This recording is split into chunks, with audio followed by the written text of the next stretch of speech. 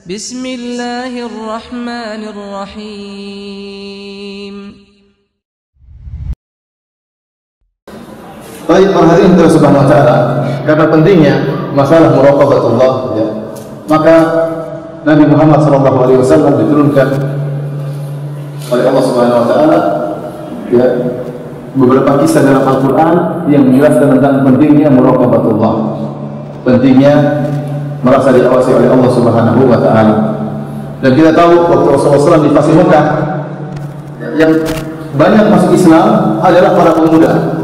Yang menopang dakwah Nabi SAW adalah anak-anak muda. Kebanyakan orang-orang tua tidak mau masuk Islam. Abu Jahal, Abu Lahab, dan Abu yang lainnya tidak mau masuk Islam. Kenapa? Mereka merasa lebih tua, merasa lebih dahulu, merasa lebih senior. Yang kebanyakan mengikuti Nabi SAW adalah yang sebaya dengan Nabi atau yang di bawah Nabi SAW. Abu Bakar beda 2 tahun lebih muda daripada Nabi SAW. Dan anak-anak muda yang lainnya, ada di antara mereka umurnya 16 tahun, ada yang umurnya 18 tahun, ada yang 17 tahun, ya. Dan mereka kemudian menjadi pionir-pionir dakwah, menopang dakwah Nabi Sallallahu Alaihi Wasallam. Dan para pemuda merupakan generasi penting dalam dakwah, tidak boleh disepelekan. Ya.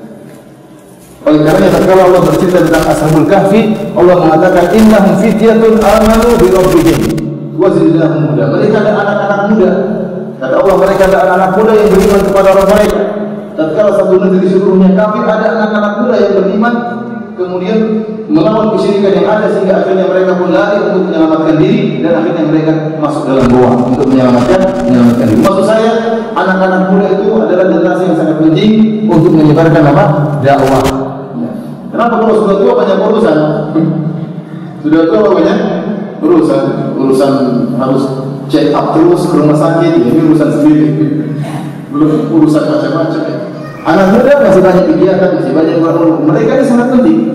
Namun mereka harus bisa mengendalikan iman mereka. Dan di antara perkara yang sangat mengganggu mereka adalah masalah fitnah wanita. Fitnah wanita. Makanya Rasulullah SAW, ya, menceritakan kepada mereka tentang kisah-kisah dalam Al-Quran, di antaranya kisah Nabi Yusuf alaihissalam, untuk menjelaskan bagaimana pentingnya seorang merasa, ya, diawasi oleh Allah Subhanahu wa taala. Karena mereka akan terjebak dalam godaan-godaan, terutama godaan para wanita yang bisa mengalihkan mereka dari jalan Allah Subhanahu wa taala. Nah, kalau mereka sudah terkena fitnah wanita, ya susah, akhirnya konsentrasi untuk dakwah, untuk membantu dakwah berkurang, atau bahkan mereka bisa terpalingkan sama sekali. Ya. Maka saya ingatkan para pemuda yang banyak hadir di pengajian ini, para pemuda, ya, ingat bahwasanya Anda adalah generasi yang sangat penting dalam berdakwah. Tapi ingat, harus mengendalikan iman Anda. Hati-hati dengan fitnah wanita, apalagi di zaman sekarang ini, ya, di mana fitnah sangat luar biasa. Ya.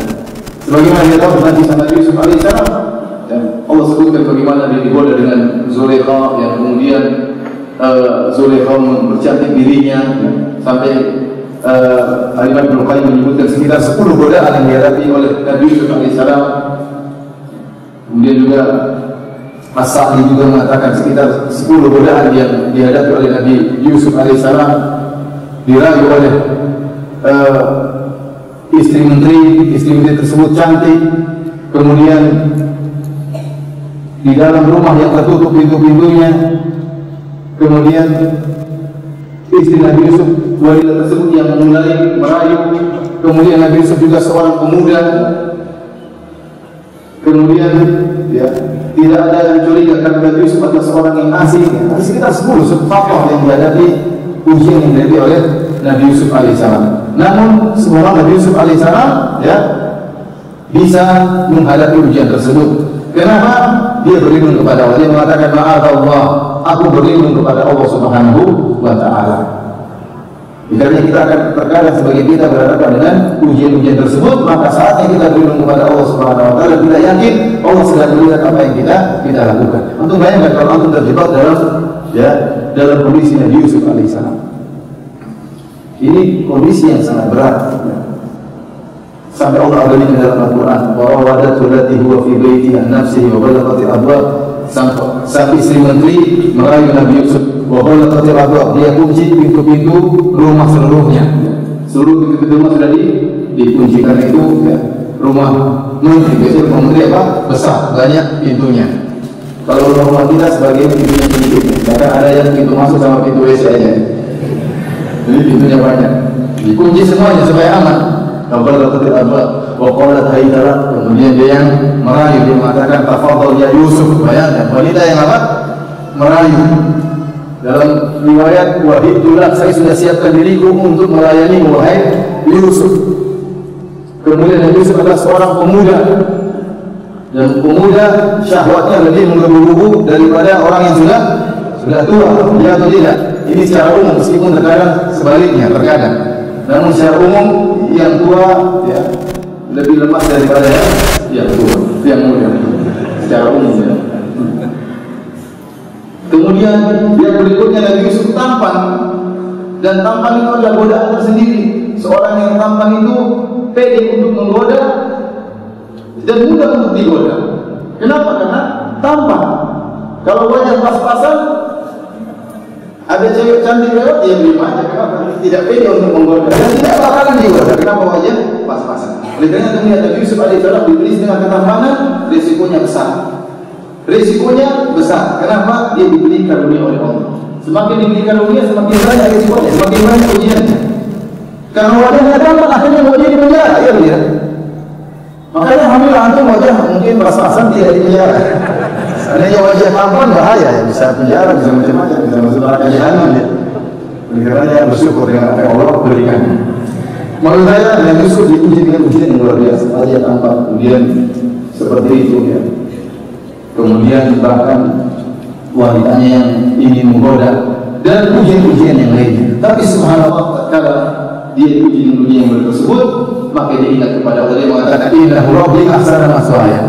Ini adalah tafsiran yang mengatakan Rabbku telah berbuat baik kepadaku. Maka seorang tatkala ingin terjebak dalam maksiat, dia ingat bahwa si Allah Subhanahu wa taala telah banyak berikan dia karunia. Allah berikan dia kesehatan, Allah berikan dia istri yang solehah, Allah berikan dia yang benar. Allah berikan dia bisa bercanda dengan istrinya. Ngapain dia cari yang lain yang haram? Maka ini kan karunia ini, masa saya bermaksiat kepada Allah setelah Allah berikan saya banyak karunia? Apakah itu hamba yang bersyukur kepada Allah Subhanahu wa taala? Kemudian setelah itu Nabi Yusuf lari kabur. Fastabaqal baba. Nabi Yusuf segera kabur. Khawatir imannya akan goyah. Kenapa? Karena tidak semua orang kuat berhadapan dengan fitnah wanita. Tidak semua orang kuat. Sampai dalam ayat Al-Quran Nabi Yusuf berdoa. Nabi Yusuf berdoa kepada Allah Subhanahu wa taala digoda oleh para wanita. Kemudian Nabi Yusuf mengatakan, Rabbi sijnu ahabbu ilayya mimma yakunani ilayhi. Ya Allah, penjara lebih aku sukai daripada raguan ibu-ibu tersebut. Ya. Wa illa tasrifani kaidahun, kalau kau tidak palingkan aku ya Allah asbu ilayhinna, maka aku akan condong kepada mereka. Wa aku minal jahilin, aku termasuk orang yang jahil. Nabi Yusuf itu berdoa agar dijauhkan. Nabi Yusuf mengatakan kalau seandainya saya tidak dijauhkan, maka saya akan terjebak suatu hari. Katanya para hadirin, ini cerita ini disampaikan oleh Nabi kepada para sahabat melalui ayat Al-Quran dalam surat Yusuf. Kenapa? Banyak para sahabat yang muda, masih muda-muda, agar mereka paham bahwa fitnah wanita fitnah yang besar. Karena seorang kalau sudah syahwatnya menggebu-gebu, maka ya, dia terkadang lupa dengan kondisi sekelilingnya.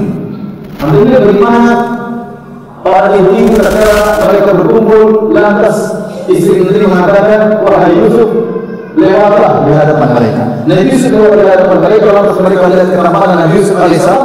Akhirnya memotonglah aydiyahum, mereka potong tangan-tangan mereka tanpa mereka sadari. Kenapa? Karena syahwat sudah masuk dalam hati mereka. Antum kalau di awal syahwat antum masih bisa menghindar, masih bisa. Misalnya antum tahu-tahu di HP tahu ada orang sapa, assalamualaikum, waalaikumsalam, dibuka cewek ternyata kirim gambar macam-macam, kalau dia merayu Anda. Kalau di awal masih bisa antum delete, antum blokir, antum masih kuat bisa memblokirnya. Tetapi kalau antum astagfirullah, antum simpan, saya repot. Kemudian ada istilah kenapa? Berhati-hati. Setelah istilah sudah ada, mulai antum merajaah. Cantik juga. Kalau sudah syahwat Anda sudah masuk dan sudah tegang, Anda tidak akan selamat. Anda hanya bisa selamat di awal. Kalau sudah tegang, kata orang lelaki, kalau sudah syahwatnya sudah tegang, maka hilang sepertiga akalnya. Dan saya tidak setuju dengan perkataan ini. Saya mengatakan kalau sudah tegang, seluruh akalnya hilang. Benar, dia juga tidak bisa. Itu hanya wanita tersebut dia potong jari-jari tangannya dipotong, dia tidak sadar kenapa syahwatnya sudah bergerak dalam jiwanya. Soalnya kalau sudah melihat wanita sudah terjebak dalam kamar, misalnya ada wanita masuk kemudian sudah syahwatnya sudah menggebu-gebu, dia tidak pikir istrinya, dia tidak pikir anak-anaknya, dia tidak pikir akhirat, yang pikirnya bagaimana dia bisa melampiaskan syahwatnya. Maka jangan sampai Anda sengaja menjebak diri Anda dalam kondisi demikian. Kalau masih di awal masih bisa, iman kita masih bergerak, masih bisa kita tinggal dilihat, kita blokir, selesai. Tapi kalau Anda biarkan sampai seperti syahwat menggebu-gebu, sudah, Anda tidak akan selamat kecuali kalau Allah selamatkan Anda. Karena syahwat kalau sudah masuk, sudah semuanya terlupakan. Ya, seorang laki yang diinginkan, yang penting syahwatnya terlampiaskan.